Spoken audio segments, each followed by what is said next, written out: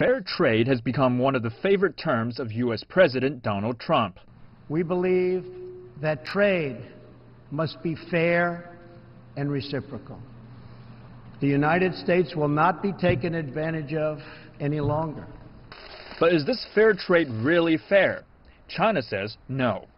In the white paper on China's trade friction with the U.S., it says Trump emphasizes a fair trade that is not based on international rules, but America first, or the protection of America's own interests. But what does fair trade specifically entail? The key word is reciprocal, which demands that all countries should apply the same tariff levels and market access in all sectors when trading with the U.S. In the eyes of Mr. Trump, failing to do that puts the U.S. in an unfair position. China argues, however, this reciprocity is not true reciprocity. The paper says the principle of reciprocity of the World Trade Organization takes into consideration different development stages by granting special and different and more favorable treatment to developing members. In their early stages, developing members need protection for industries to promote sound growth, which will provide more opportunities for developed countries in time.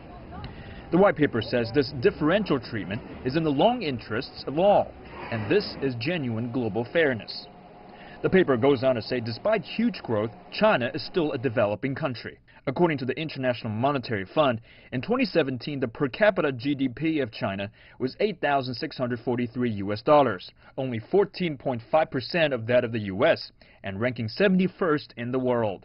And by the end of 2017, there were still about 30 million rural people living in poverty. The argument is not over.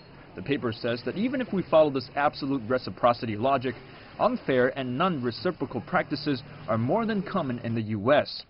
For example, China's tariffs on peanuts and the shell, dairy products, and trucks are between 10 to 30%, while WTO tariff figures show that those of the U.S. to be all higher.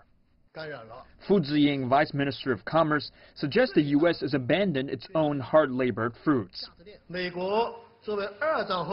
As the major establisher and participator of the international economic order and the multilateral trading regime after the Second World War, the U.S. should have taken the lead to abide by the multilateral trading rules and properly handle trade frictions with other member states through the dispute settlement mechanism under the World Trade Organization framework.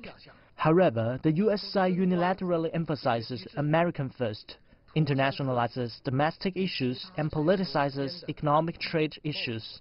It not only has damaged the interest of China and other countries, but also damaged the international image of the U.S. itself, and it will ultimately hurt the U.S. long-term interests. Jin Chao, CGTN.